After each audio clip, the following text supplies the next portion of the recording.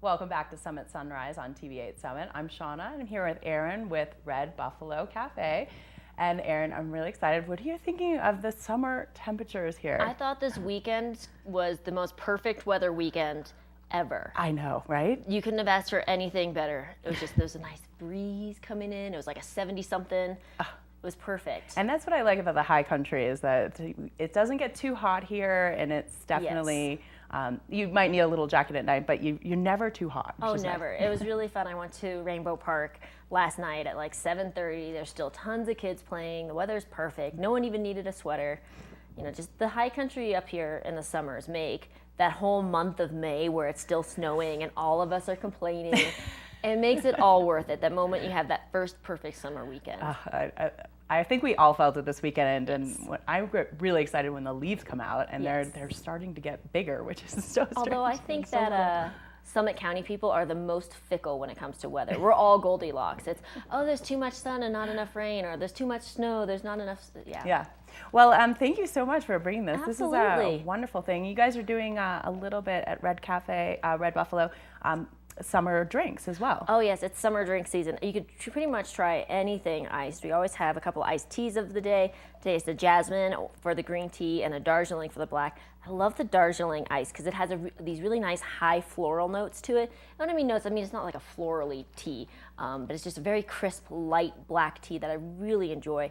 And you get those flavors better when you brew tea from a loose leaf, and not just loose leaf that's still been stuffed into a bag, but it really has room to breathe and to brew, and you just get so much more flavor and body out of it. I'm always amazed. There's so many intricacies to tea, and it tastes fabulous. There are. I think people are starting to appreciate that now with coffee, and then you can realize too that it's the same way with tea.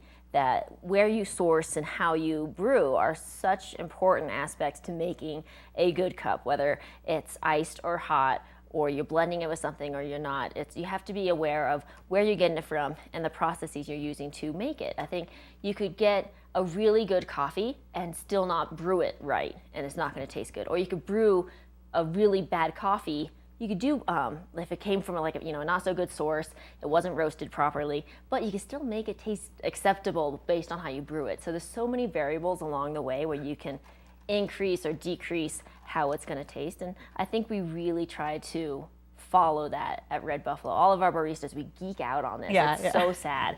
There's a hashtag barista geek, and we fit that. They are. I love the baristas there because they are so friendly. They're so knowledgeable. They know. You can just say, "Hey, make me something." They're like, "Oh, I want to blend this tea with that one," and it gives it that unique flavor. I mean, there's really rare places where you have that interaction with the guests, and that customer service makes it huge. And so tell us a little about, you're doing some music as well. We do. So every Saturday morning we have live music from 9 to noon, which is perfect because it gives the weekdays for, you need to get your office work done and your business meeting or whatever it is. But on the weekends you can just kind of relax a little bit. And you know, the back patio is great right now. It's probably my favorite place to enjoy a drink in the summer. I need to remind myself to go out there in the mornings and have a drink just to myself.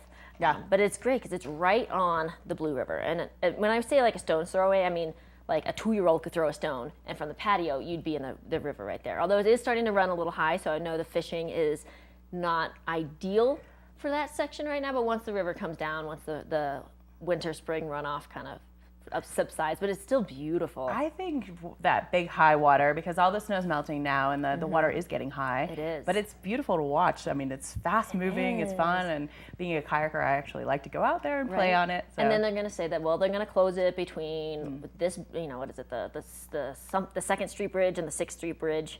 The town of Silverthorne will close kayaking between those parts because the water gets like 6 inches below the bridge. So I don't think any kayaker can lay that flat on the back of their boat. But so all those little things about what's going on in Silverthorne, just tidbits about where the hiking places are. A lot of us hike and run, your baristas, and we kind of know those little inside secrets of where is there still snow, where is it muddy, where are you just going to keep post-holing.